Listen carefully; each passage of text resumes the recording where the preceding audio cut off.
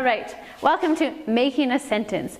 Hopefully you've looked over some of the other videos. You have a sense of subjects, have maybe some of the verbs down. You're familiar with na for present tense. We're going to bring all that together, and I'm going to show you 3 different verb tenses. Hopefully this big block will all make sense. Take your time, do some practice until you become familiar with it. So we'll start over here with the subject. I'm showing you subject positive and subject negative. So meaning positive, I want something, and negative meaning I don't want something, for example. So we have ni, which we've already seen is I, u, which is you, a, which is she or he, tu, which is we, which is yous, you guys, plural, and wa, which is they. Now the opposite of that is the negative form. And we've seen that in some of the other ones already, but I'll give you a reminder here. Si is I, negative. Hu is you, negative. You'll notice we've just added on an H. Ha is he or she, negative. Again, you'll notice we've just added on an H. Hatu is we, negative. We've added on an HA. Ham is yous, negative. Ham. Yous, we've added on an H and an A, we've gotten ham, which is yous, negative, and hawa, which is they, negative. Si, hu, ha, hatu, ham, hawa. Ni, u, a, tu, wa. So those are your subjects. Anytime you're going to make a sentence, you start with your subject. Is it positive or is it negative? And then you move forward onto your verb tense. So right now I've just given you 3 simple tenses. We have past, present, and future. When we talk about past, this is past complete, we'll say. An action that started and completed in the past. To make past sentences, you're going to use li, L-I. So you start with your subject, you take li, and then you add on a verb. So here's an example. Ni, which is I, li, nunua. Nunua, we've seen, it means to buy. Ni, li, nunua. It means I bought. Bought being past tense.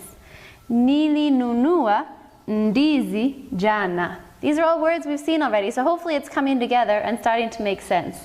Ni is I, li is past tense, nunua is to buy, ndizi is banana, jana. Jana is yesterday. So I bought bananas yesterday. There you go. You've just made a sentence in the past. You've taken a subject, a verb tense, a verb, and then you've completed the sentence. Nili nunua ndizi jana. Nili nunua ndizi jana. Now if you wanted to turn that into negative in the past, so instead of saying I bought bananas yesterday, we can say I didn't buy bananas yesterday. I didn't buy. So when we want to say I didn't buy bananas yesterday, we're going to take the negative form of the subject. And these are the negative forms of the subject. So instead of saying ni, we're going to take negative and we're going to say si. Now instead of using li is positive, we're going to use ku. Si ku nunua, si ku nunua ndizi jana. Nilinunua ndizi jana. I bought bananas yesterday. Sikununua ndizi jana. I didn't buy bananas yesterday. Sikununua ndizi jana. So li and ku. Practice it. Take a person, take a subject, either positive or negative, add on the proper verb, and then pick one of the verbs from the list in one of the other videos and try to put some sentences together. Hopefully it's all starting to make sense as we build little by little up on the sentences. So this is past. Now we have present. Present we've already seen in the positive. We've seen lots of examples of it. Here's one. Unataka maji. Unataka maji. It's a question. Unataka maji. U is you. Na is our present tense. Taka is a verb we've already seen and it means to want. Maji we've already seen, it means water. You want water. Unataka maji. You want water. Now if I want to say that in the negative form, I want to say you don't want water. I'm going to remove the na, take out the na, and then I'm going to take off the last letter in the verb and put I. So if I have unataka, I'm going to take out the na. So utaka, but I'm going to take off the last letter of the verb. So instead of ending with a, it's going to be an I. And I'm going to take my subject negative. So there's a lot of steps. Stay with me. My subject negative is going to be, instead of u, I'm going to use hu. Na, I'm removing. Taka, I'm taking off the a, and I'm adding an I. It sounds complicated, but the more you practice, the easier it'll become. So unataka maji, you want water. Hutaki maji. Hutaki maji, you don't want water. Unataka maji, hutaki maji. So practice it. Take your negative subject, take the last letter off the verb, and add an I. Hutaki maji, you don't want water. If I'm saying it as a question, I have to go up at the end so that people know it's a question. Hutaki maji.